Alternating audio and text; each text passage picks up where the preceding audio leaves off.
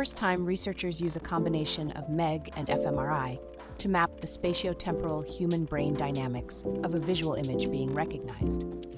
For nearly a decade, a team of MIT Computer Science and Artificial Intelligence Laboratory researchers have been seeking to uncover why certain images persist in a people's minds, while many others fade.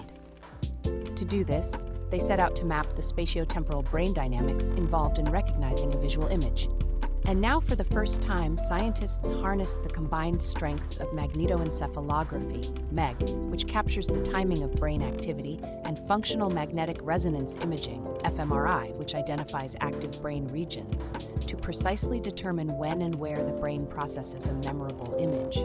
Their open access study, published this month in PLOS Biology, used 78 pairs of images matched for the same concept, but differing in their memorability scores.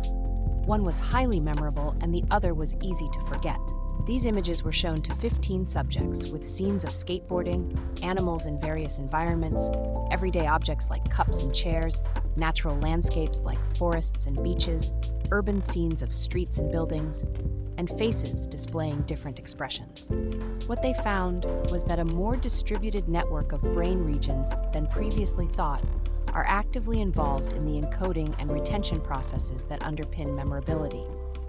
People tend to remember some images better than others, even when they are conceptually similar, like different scenes of a person's skateboarding.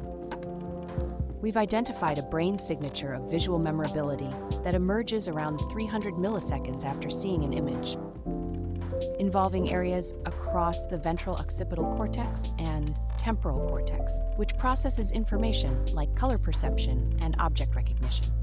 This signature indicates that highly memorable images prompt stronger and more sustained brain responses, especially in regions like the early visual cortex, which we previously underestimated in memory processing.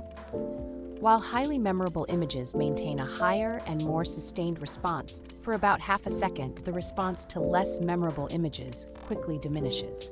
This insight could redefine our understanding of how memories form and persist.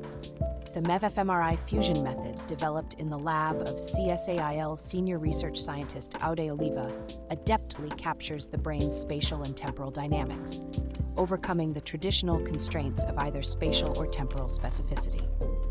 The fusion method had a little help from its machine learning friend to better examine and compare the brain's activity when looking at various images.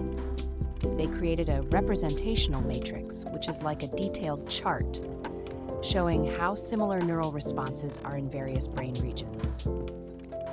Picking the conceptually similar image pairs with high and low memorability scores was the crucial ingredient to unlocking these insights into memorability. Lahner explained the process of aggregating behavioral data to assign memorability scores to images, where they curated a diverse set of high and low memorability images with balanced representation across different visual categories. Despite strides made, the team notes a few limitations.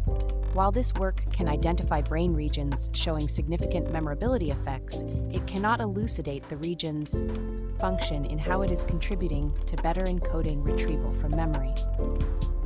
Understanding the neural underpinnings of memorability opens up exciting avenues for clinical advancements, particularly in diagnosing and treating memory-related disorders early on. The specific brain signatures we've identified for memorability could lead to early biomarkers for Alzheimer's disease and other dementias. These findings are exciting because they give us insight into what is happening in the brain between seeing something and saving it into memory.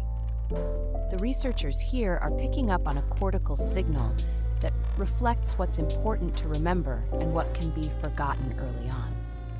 Lahner and Oliva, who is also the Director of Strategic Industry Engagement at the MIT Schwarzman College of Computing, MIT Director of the MIT IBM Watson AI Lab, and CSAIL Principal Investigator, join Western University Assistant Professor Yalda Mosanzadeh and York University researcher Caitlin Mullen on the paper. The team acknowledges a shared instrument grant from the National Institutes of Health, and their work was funded by the Vannevar Bush Faculty Fellowship via an Office of Naval Research grant, a National Science Foundation Award, Multidisciplinary University Research Initiative Award via an Army Research Office grant, and the EECS MathWorks Fellowship. Their paper is published in PLOS Biology.